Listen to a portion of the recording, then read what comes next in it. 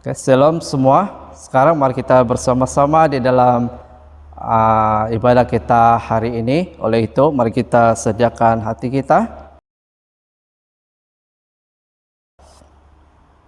Saudara dan saudari kekasih dalam nama Yesus Kristus, kita datang bersama sebagai keluarga Allah di dalam hadirat Bapa untuk mempersembahkan syukur dan pujian kepadanya, untuk mendengar dan menerima firman-Nya yang kudus, untuk membawa keperluan dunia kepadanya, untuk memohon pengampunan bagi dosa-dosa kita, untuk menemukan anugerah-Nya agar melalui anaknya Yesus Kristus kita dapat memberikan diri kita kepada pelayanan-Nya. Tuhan beserta kamu. Jika kita berkata bahwa kita tidak berdosa, kita menipu diri kita sendiri dan Allah tidak ada di dalam hati kita. Tetapi jika kita mengaku dosa kita kepada Allah, Dia akan menepati janjinya dan melakukan apa yang adil. Dia akan mengampuni dosa kita dan membersihkan kita daripada perbuatan salah. Marilah kita bersama-sama mengakui dosa kita kepada Allah yang Maha Kuasa. Allah yang penuh belas kasihan, Bapa kami di sorga, Pencipta kami dan Hakim kami, kami telah berdosa terhadap Engkau dan terhadap semua manusia, baik dalam pikiran, perkataan, dan perbuatan, melalui kelalaian, kelemahan, dan kesalahan yang disengajakan. Kami sekarang bertobat dan benar-benar menyesal atas kesalahan kami. Bapa, ampunilah kami demi anak-Mu, Yesus Kristus yang telah mati untuk kami. Kuatlah kami supaya dapat mengasihi dan mentaati Engkau dalam kehidupan yang baru, melalui Yesus Kristus Tuhan kami. Amin. Allah yang Maha Kuasa mengampuni semua orang yang mengakui dosa mereka dengan bertobat, mengasihi kita dan membebaskan kita daripada segala dosa kita melalui Yesus Kristus Tuhan kita. Dia meneguhkan dan menguatkan kita untuk pelayanan-Nya dengan kuasa Roh Kudus dan memelihara kita dalam kehidupan kekal. Amin. Tuhan, bukalah bibir kami,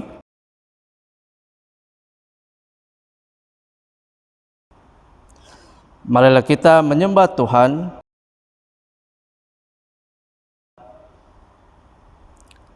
Kemuliaan pada Allah Bapa, Anak dan Roh Kudus seperti sekarang ini sampai selama-lamanya. Sekarang mari kita bersama-sama di dalam pujian dan penyembahan. Haleluya, mari kita puji Tuhan. Haleluya.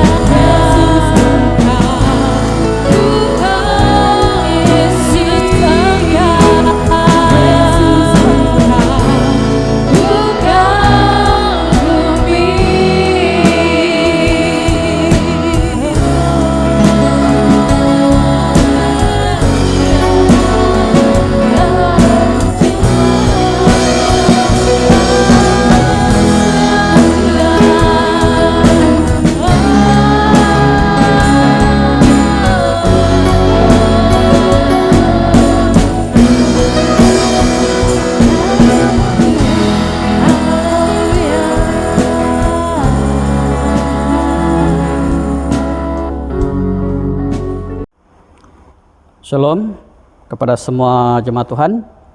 Puji Tuhan, bersama lagi kita di dalam ibadah minggu ini. Jadi sekarang adalah masa untuk firman Tuhan. Jadi kita mempersiapkan hati kita. Dan untuk itu mari kita semua tunduk kepala, kita berdoa. Saya pimpin kita di dalam doa. Ya, mari kita berdoa. Bapa di surga, terima kasih Tuhan untuk hari ini. Karena sekali lagi kami dapat bersama, berkumpul, beribadah bersama, baik di gereja maupun di rumah-rumah ibadah saat ini Tuhan. Kami menyerahkan firman Tuhan ini. Kiranya firman Tuhan ini menjadi kekuatan baru bagi kami. Untuk terus percaya bahwa Yesus sentiasa ada untuk kami, orang-orang percaya yang sentiasa berharap kepada Engkau. Terima kasih Tuhan, di dalam Yesus Kristus kami berdoa. Amin. Nah, untuk minggu ini kita akan belajar satu lagi bahagian firman Tuhan, dan sebenarnya ini adalah kesinambungan daripada minggu lalu, di mana kalau minggu lalu kita melihat daripada Markus pasal 10 yang berakhir di dalam ayat 45. Hari ini kita akan bermula daripada ayat 46 ya. Jadi bab ini sebenarnya menuliskan peristiwa di mana Yesus dengan murid-muridnya tiba di Yeriko dari perjalanan dari Yudea di seberang Sungai Yordan ya. Jadi pada saat inilah satu peristiwa yang penting terjadi, yaitu apabila Yesus menyembuhkan seorang buta yang bernama Bartimius ya.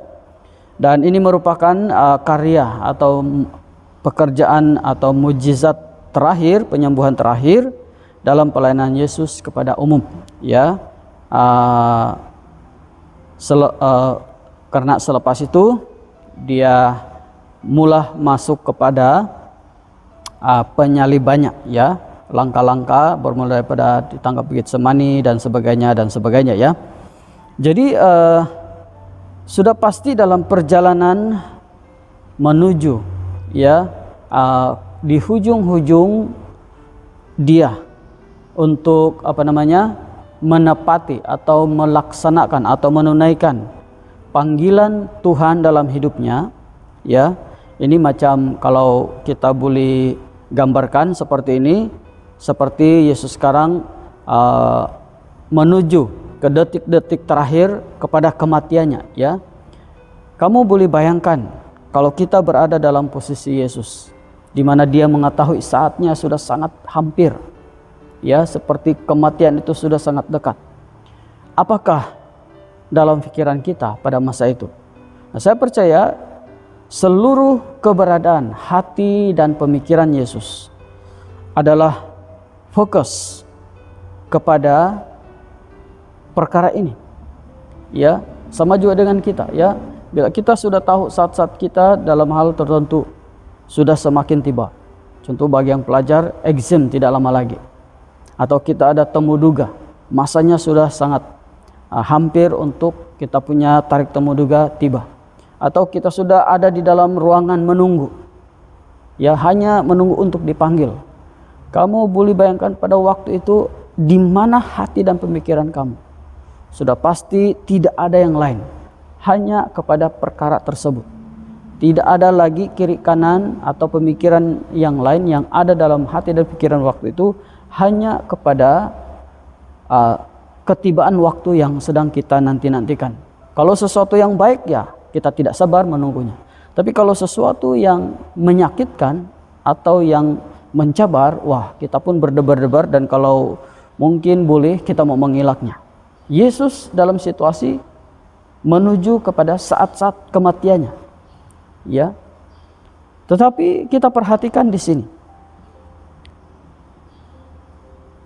dalam perjalanan menuju ke destinasi terakhirnya, justru apa yang terjadi adalah seperti yang dicatatkan di dalam firman Tuhan ini. Kita melihat bahwa di satu detik dalam perjalanan Yesus ini, tiba-tiba ada satu kekuatan kuasa yang telah menggerakkan hati Yesus sehingga menghentikan dia, menghentikan langkahnya ya.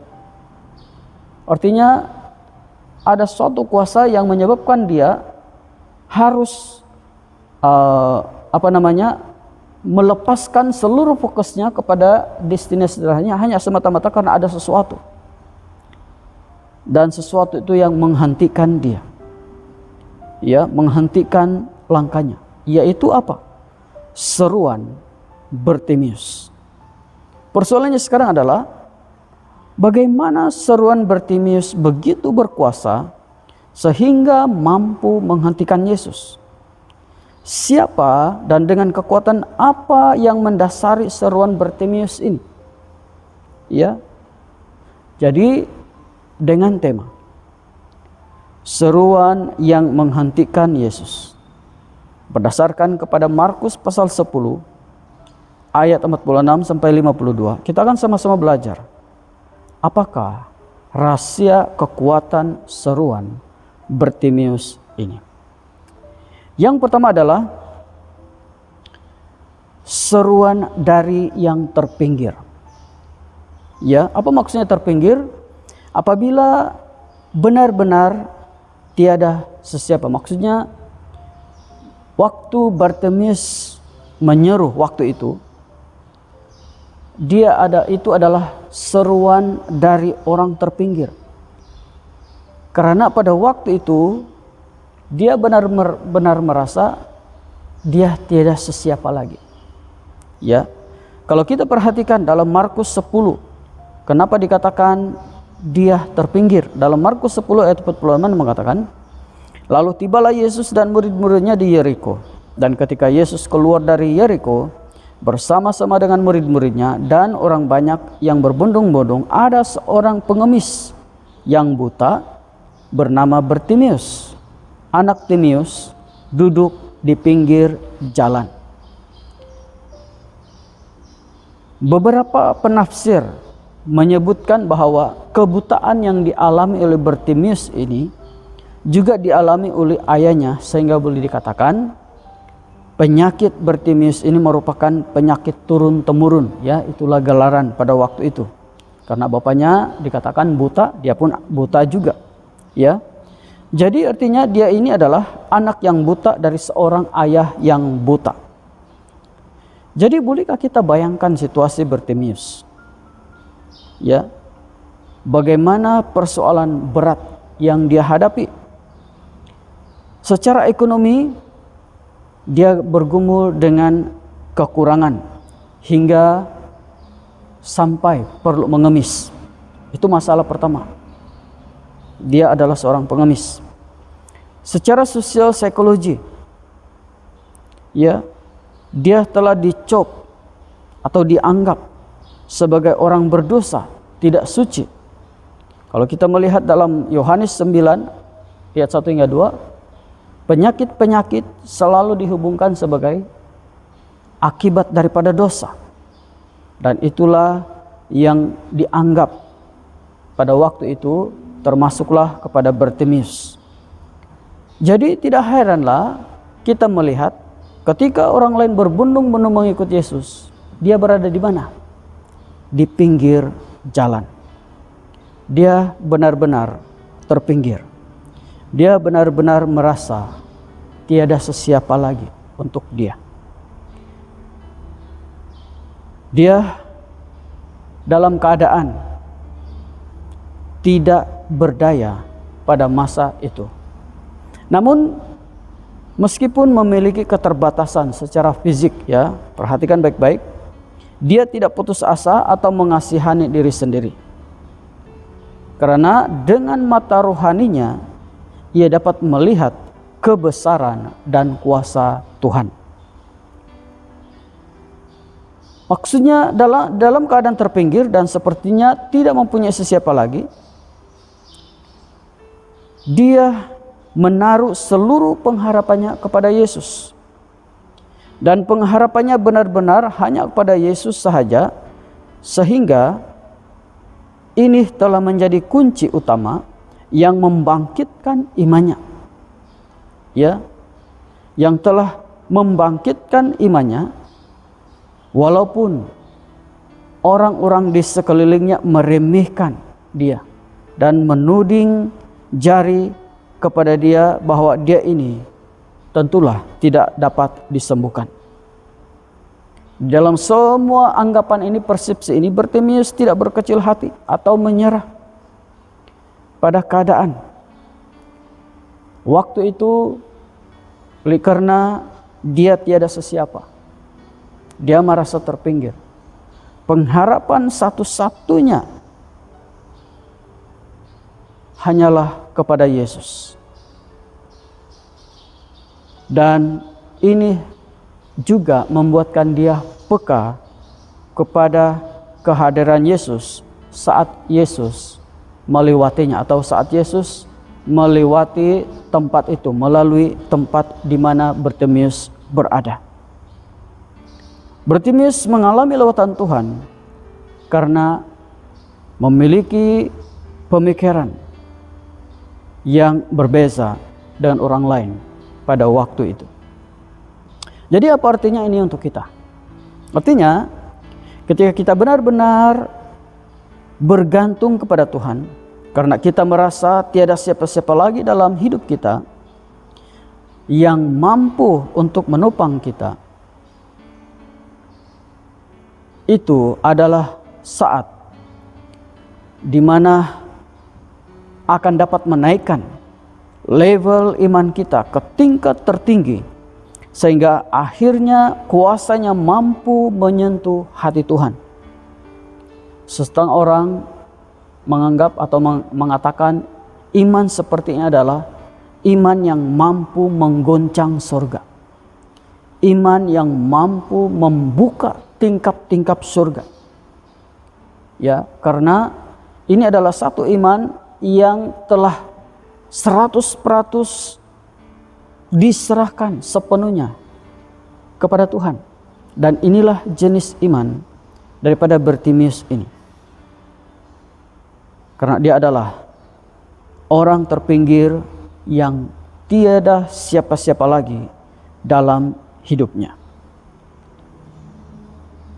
Dan karena iman yang sedemikian, ya, telah membuat Bartimeus menjadi lebih peka akan kehadiran Tuhan dan kehendaknya, sehingga tidak akan membiarkan waktu emas sedemikian berlalu begitu sahaja. Bayangkan kalau Bartimeus tidak mempunyai iman dan masih berharap dengan perkara-perkara yang dia lakukan selama ini. Tentunya waktu Yesus melewati tempat itu, dia mungkin mendengar, tapi tidak akan dapat merasa kepentingan saat itu, momen itu, dan mungkin melepaskannya begitu saja dengan membiarkan Yesus melewatinya.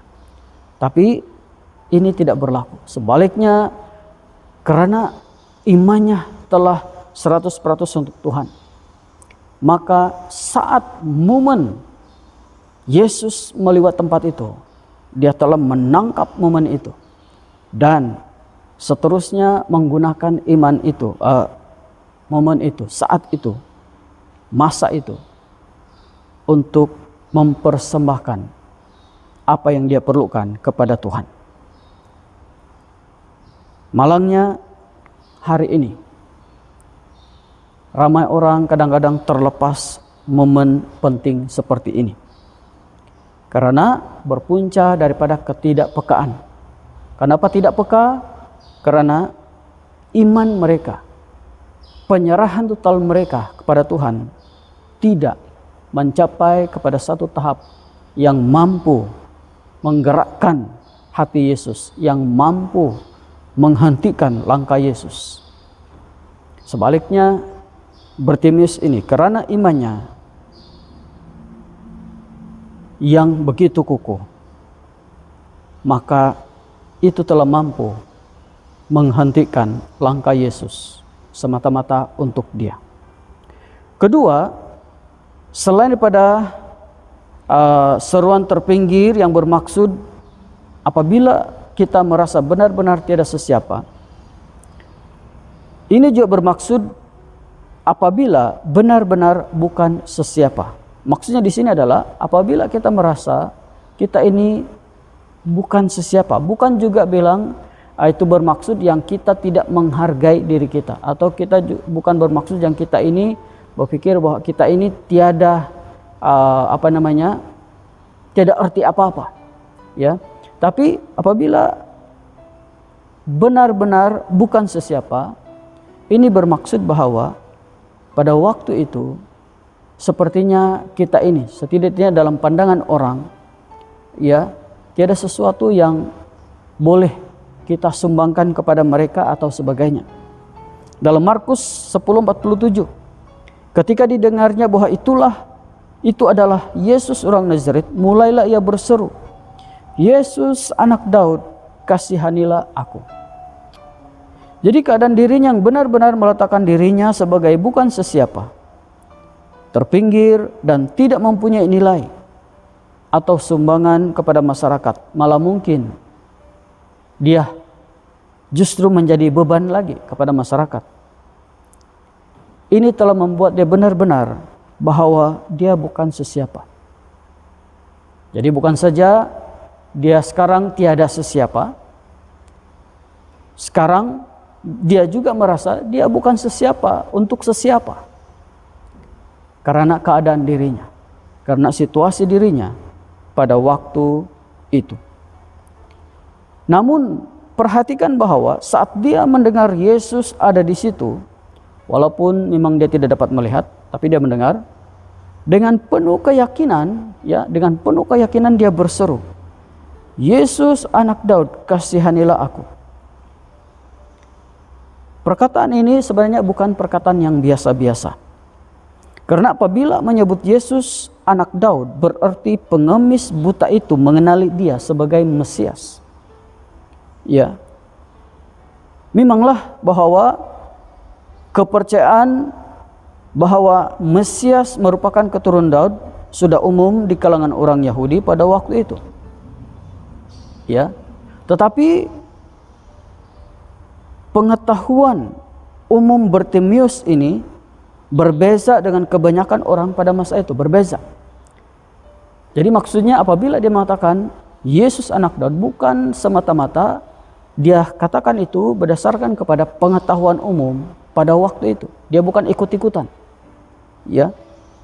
Sebaliknya ini jelas datang daripada imannya yang terdalam.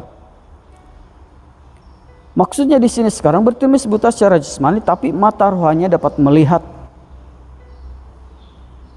Dan dia melihat Yesus sebagai Mesias yang berkuasa.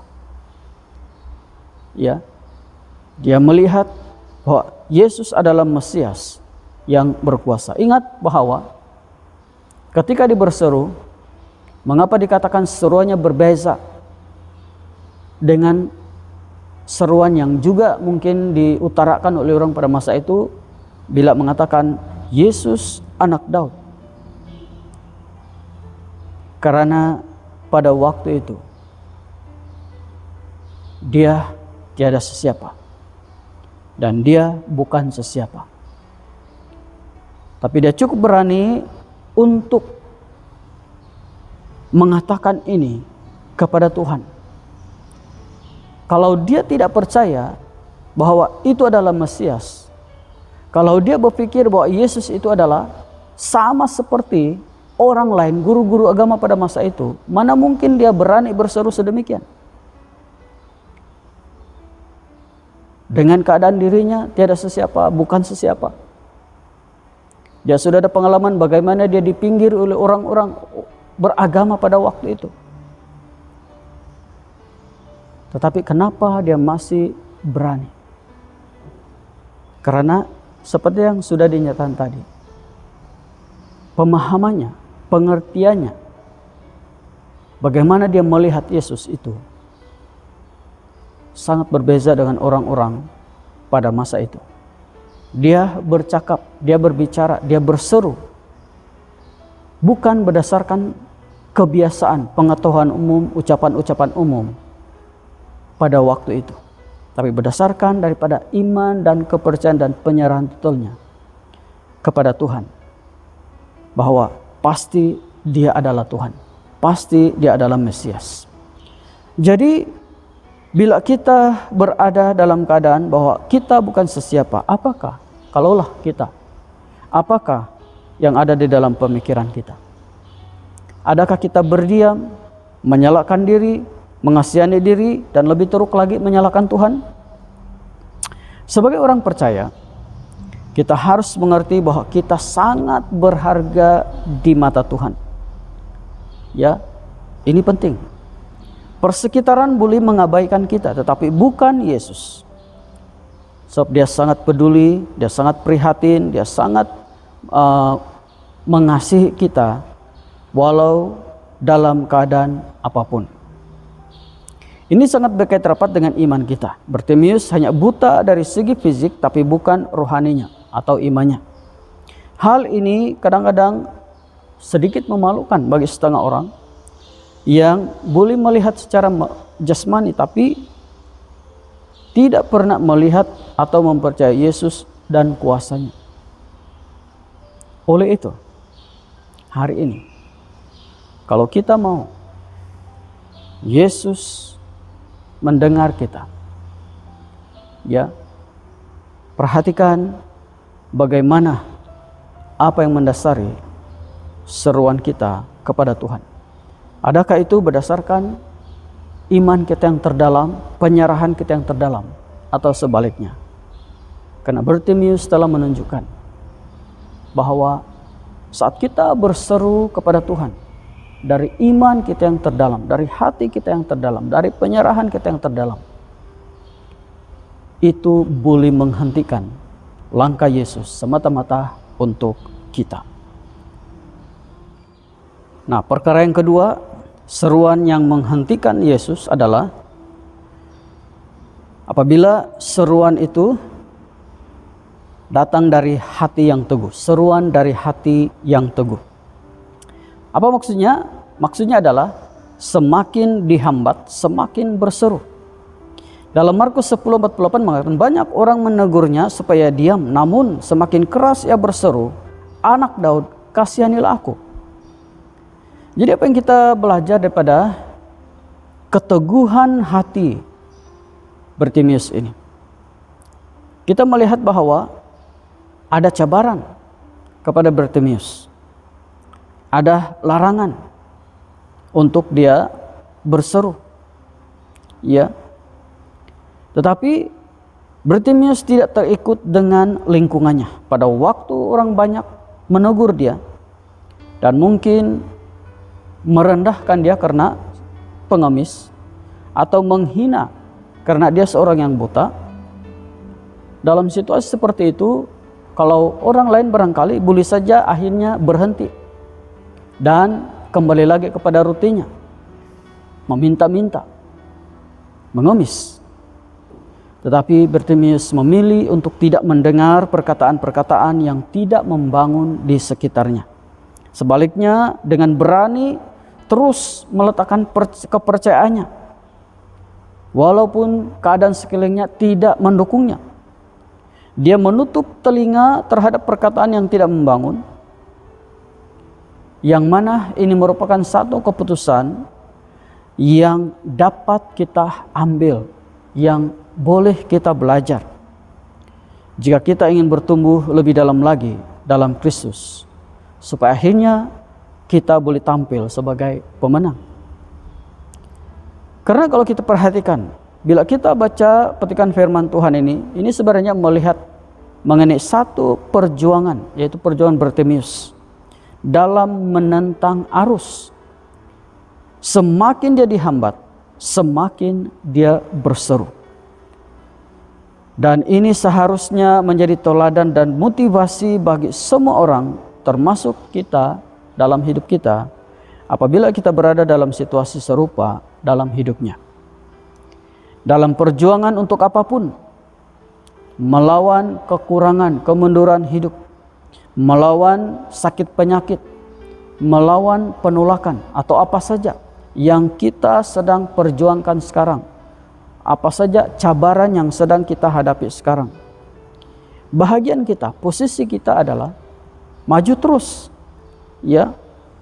Dan di dalam maju terus ini bukanlah maju membabi buta, tetapi dengan harapan, dengan berharap kepada Tuhan, memohon agar kita menjadi lebih baik daripada sebelumnya, memohon agar Tuhan memberikan belas kasihannya kepada kita sehingga menjamah, menyembuhkan, melepaskan, membebaskan kita dari apa yang sedang mengikat kita atau membelenggu kita atau yang ada dalam lingkungan kita pada waktu itu, supaya kita mencapai sesuatu yang lebih baik. Kita tidak harus mengalah, sehinggalah Tuhan sendiri mengatakan tidak.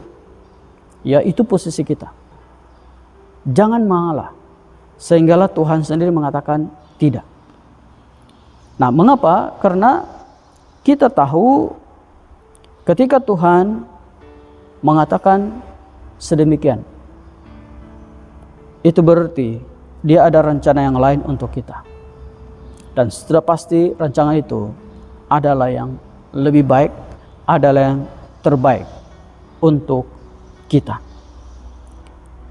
Itu bukan berarti give up, tetapi itu berarti kita ada jalan yang lain yang bakal dibuka oleh Tuhan untuk kita. Yang kedua adalah semakin diuji, semakin bersemangat.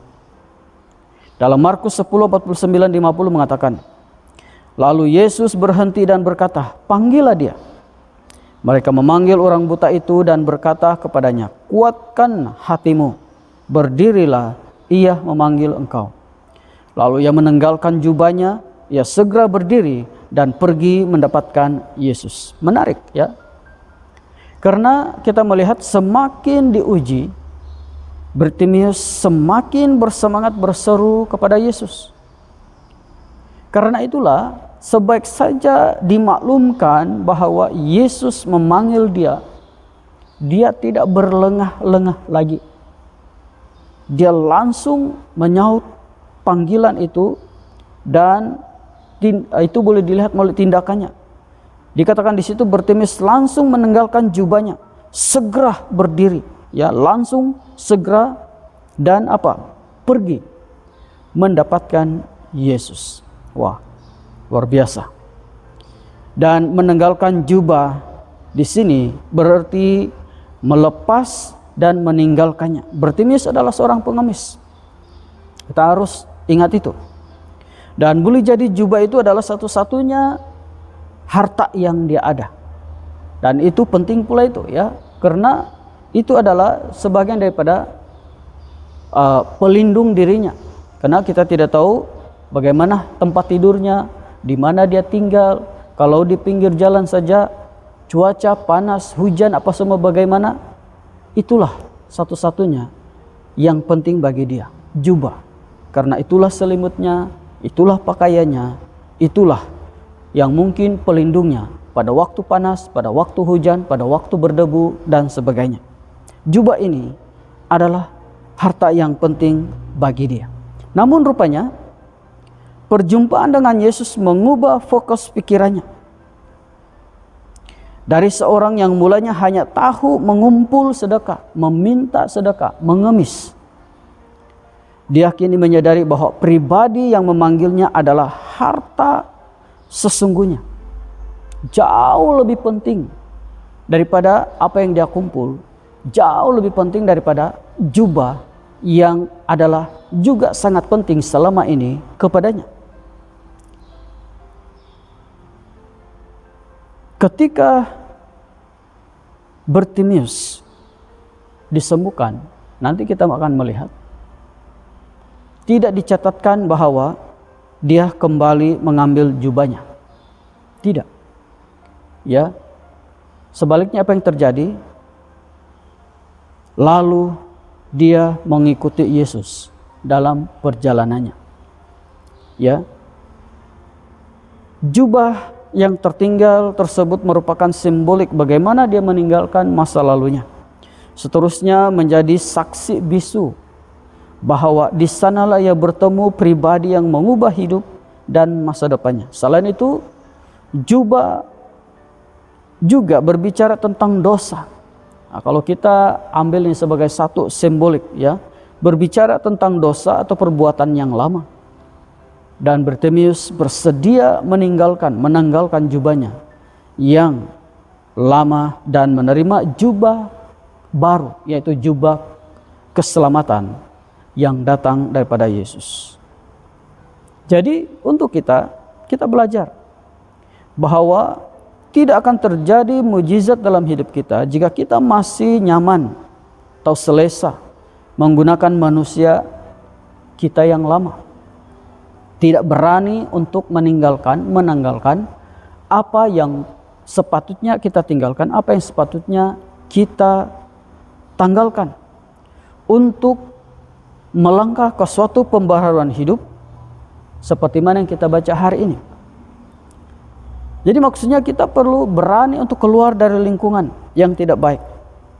Belajar menerima diri sendiri, percaya diri, tidak menyerah, tidak mudah putus asa. Karena walaupun mungkin masyarakat melihat kita ini bukan siapa-siapa, walaupun mungkin masyarakat melihat kita ini bukan siapa-siapa, atau kalaupun orang lain diri kita melihat seperti itu pun, ingat, perbetulkan kembali pemikiran kita itu, karena kita harus ingat kita masih ada seseorang yang melihat kita sangat penting, sehingga karena kepentingan itu dia sanggup menjadi manusia, yaitu Yesus. Kita sangat penting, kita sangat berharga di matanya. Jadi karena itulah, untuk mendapatkan itu kita perlu ada komitmen kepada Yesus, agar kita berubah setiap hari untuk menjadi sama seperti Yesus. Untuk ujian yang datang, kita harus melihatnya sebagai motivasi untuk semakin mendekat dan membina hubungan yang erat dengan Tuhan. Itulah caranya. Bagaimana kita mampu melahirkan satu seruan yang teguh, yang maksudnya tidak akan berputus asa untuk atau kepada Tuhan. Hanya dengan sedemikian mampu menghentikan langkah Yesus semata-mata untuk kita. Dan yang ketiga, seruan yang mampu menghentikan Yesus adalah seruan dari orang yang percaya. Percaya maksudnya percaya bahwa Yesus mengetahui. Ya, sedikit unik ya. Dalam Markus 10:51. Tanya Yesus kepadanya, "Apakah yang kau kehendaki supaya aku perbuat bagimu?" Jawab orang buta itu, "Rabuni, supaya aku dapat melihat." Nah, perhatikan bahwa Yesus menanggapi kedatangan Bartimius dengan soalan. Apa yang kau kehendaki supaya aku perbuat bagimu? Ya, seruan yang menghentikan Yesus. Dan sekarang Yesus berhadapan dengan orang tersebut. Dan setelah dia berhadapan dengan orang tersebut, dia mengajukan soalan. Persoalannya adalah, benarkah Yesus tidak mengetahui sehingga dia perlu bertanya kepada Bartimius? Nah, sebelum kita menjawab atau mengulas lanjut tentang pokok persoalan Yesus ini, perhatikan jawaban Bartimius. "Rabuni, supaya aku dapat melihat." Ya.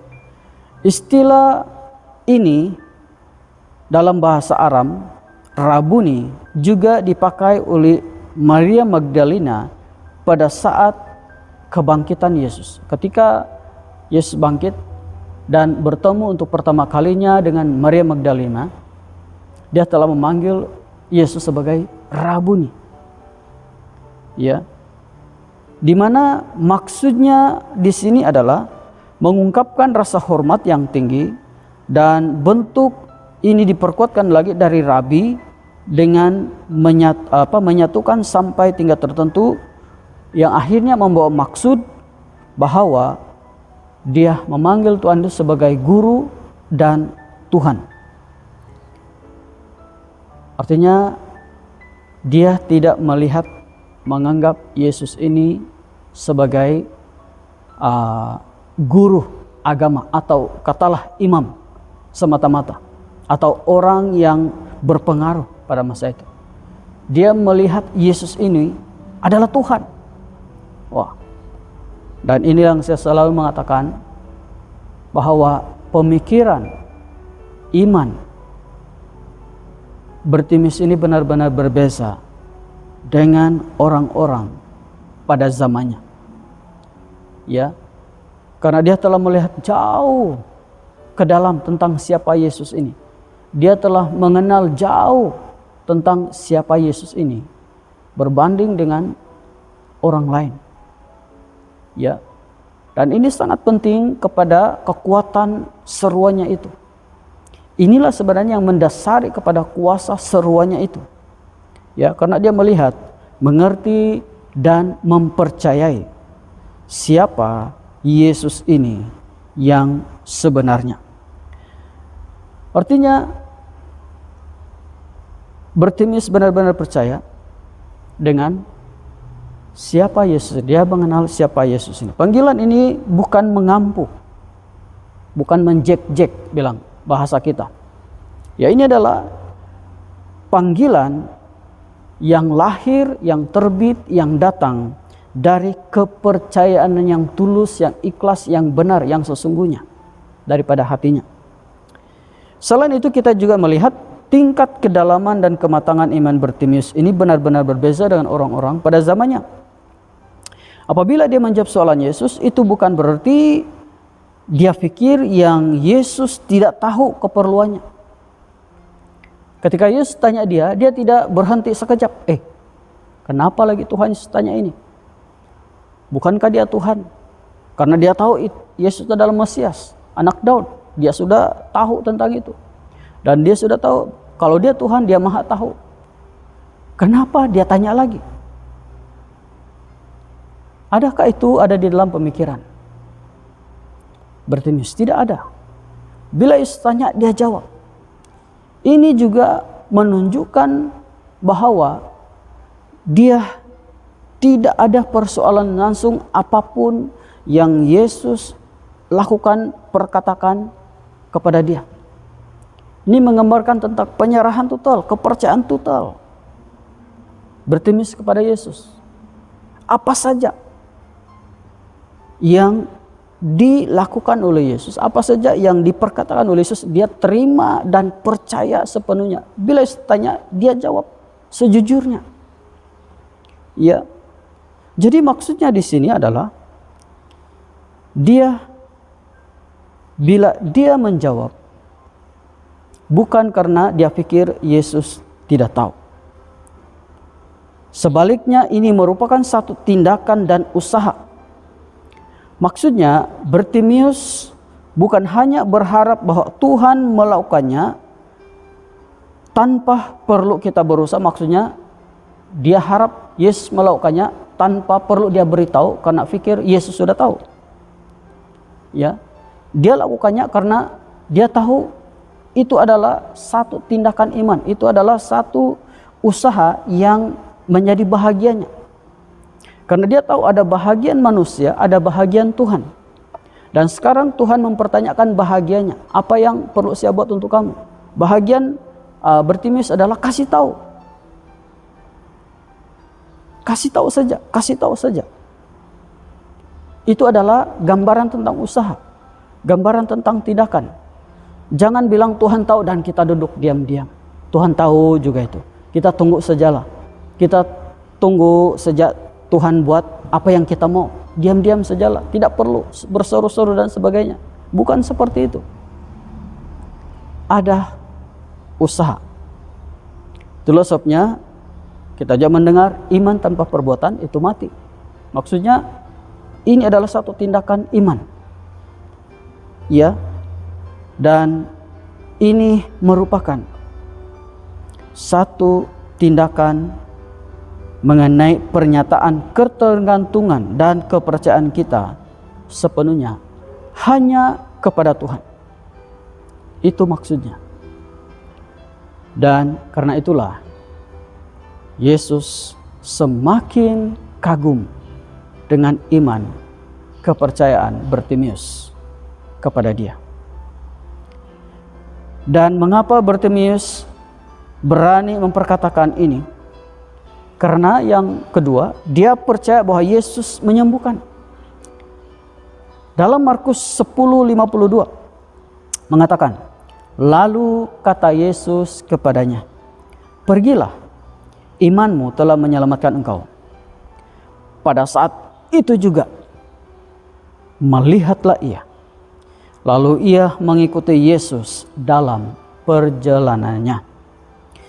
Jadi ketika mendengar Yesus sedang melalui, kita flashback sedikit ya.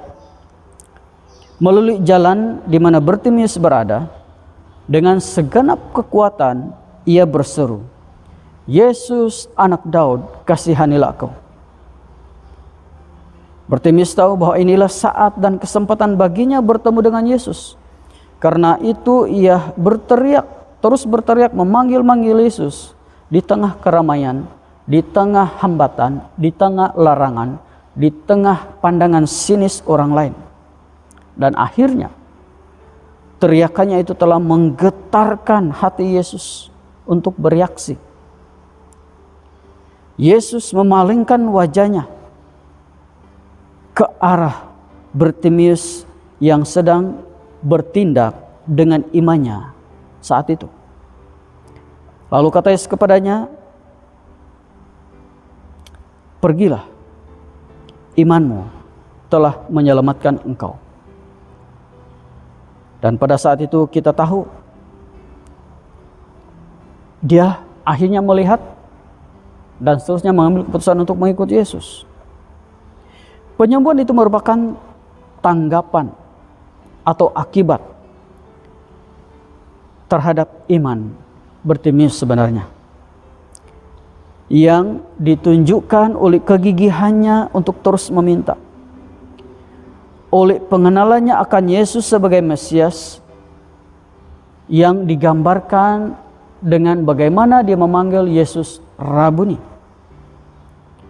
Kata kerja analepo atau melihatlah berarti penglihatan itu sudah dipulihkan, menunjukkan bahwa orang ini tidak selamanya buta atau sekarang sudah tidak buta. Ya, sementara perkataan menyelamatkan engkau, kata Yunani sozo, artinya menyelamatkan, merupakan sebuah istilah yang sering dipakai dalam kitab Injil untuk merujuk kepada kesembuhan jasmania. Nah, ini juga kita perlu sebab apabila perkataan di sini menyelamatkan engkau, kita langsung berpikir bahwa dia sudah selamat daripada kematian, ya. Tapi tanpa mengabaikan makna itu yang sedemikian, so itu pun betul juga.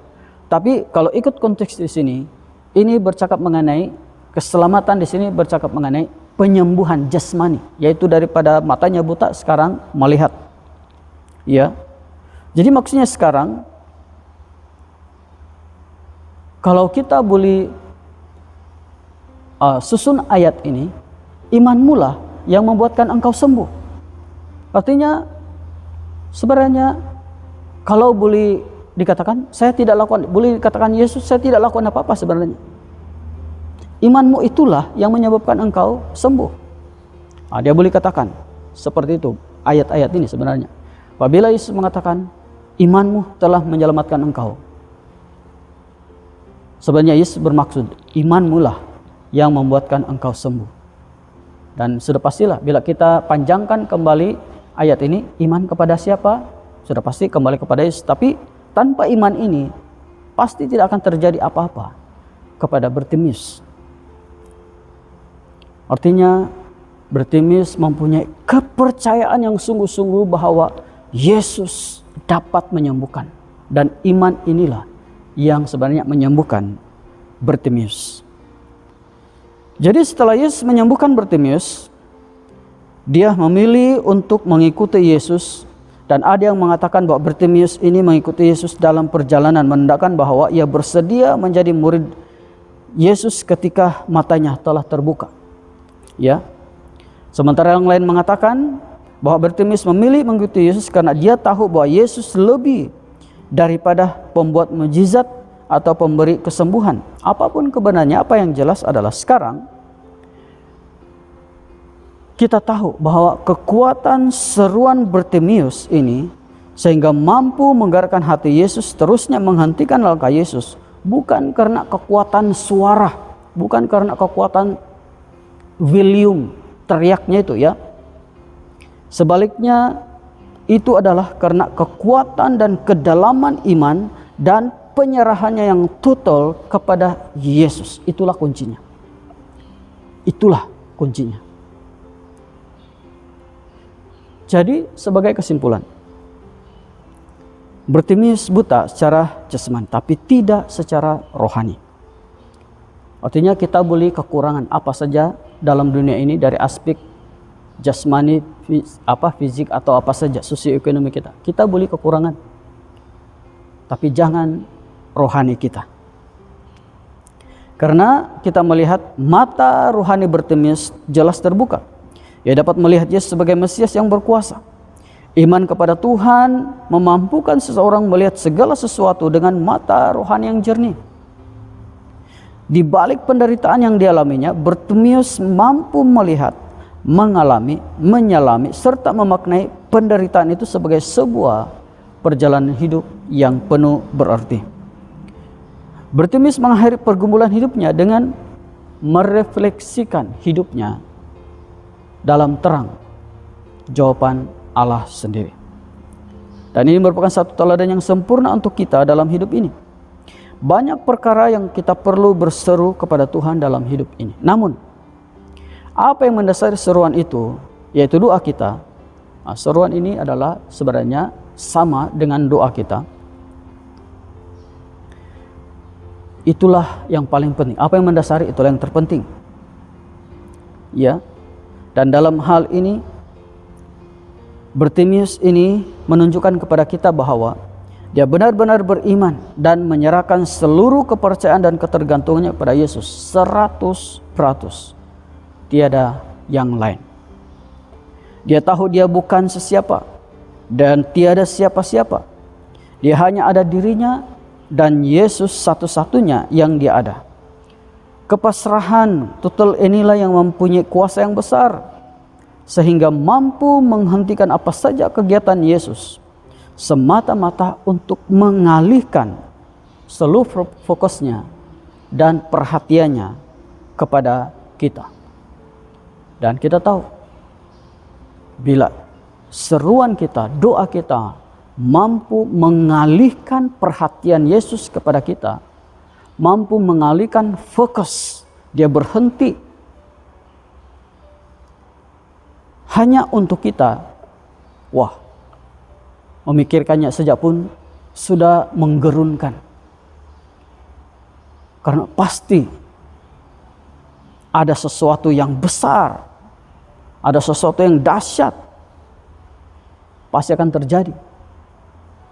Pastinya kemuliaan dan pekerjaan yang dahsyat dari surga akan dicurahkan, akan dilakukan melalui kita, melalui saudara dan saudari. Tapi itu bermula melalui seruan kita, melalui doa kita.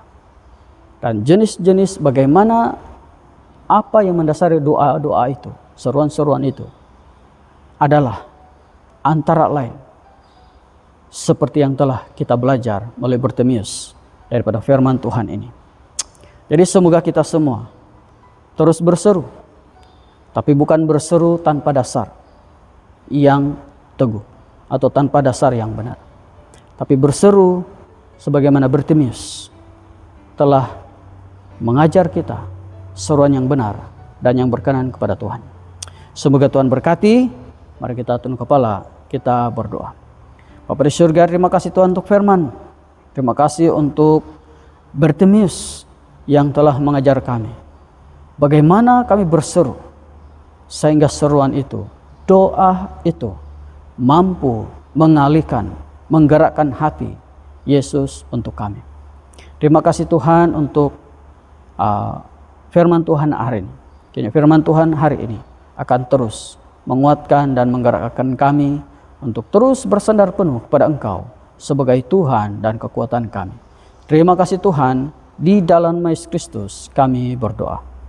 Amin. Sekarang sebagai respon kita di dalam firman Tuhan yang sudah kita dengar tadi, marilah kita bersama-sama mengakui iman kita. Saya percaya kepada Allah yang tunggal, Bapa yang Maha Kuasa, Pencipta langit dan bumi. Saya percaya kepada Tuhan Yesus Kristus, Anak Tunggal Allah, yang dilahirkan oleh anak darah Maria. Dia menderita semasa pemerintahan Pontius Pilatus. Dia disalibkan, mati lalu dikuburkan. Pada hari yang ketiga, dia bangkit, dia ke sorga, dia duduk sebelah kanan Bapa. Dia akan datang kembali untuk menghakimi baik orang yang masih hidup dan yang sudah mati. Saya percaya kepada Roh Kudus, gereja yang kudus, dan daripada rasul-rasul, pengampunan dosa, kebangkitan hidup, dan kehidupan yang kekal. Amin.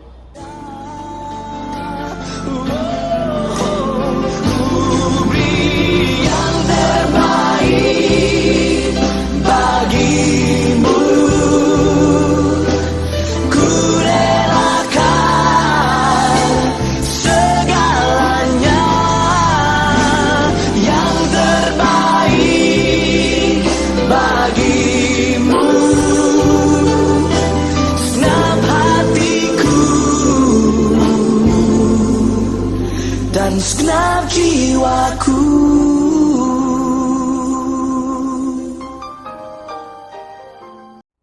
Sekarang mari kita bersama-sama di dalam doa Tuhan.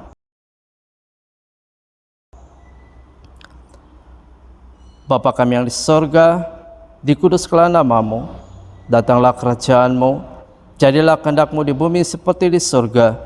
Berikanlah kami pada hari ini makanan kami sehari-hari. Ampunilah kami akan dosa-dosa kami, seperti kami juga mengampuni orang bersalah kepada kami.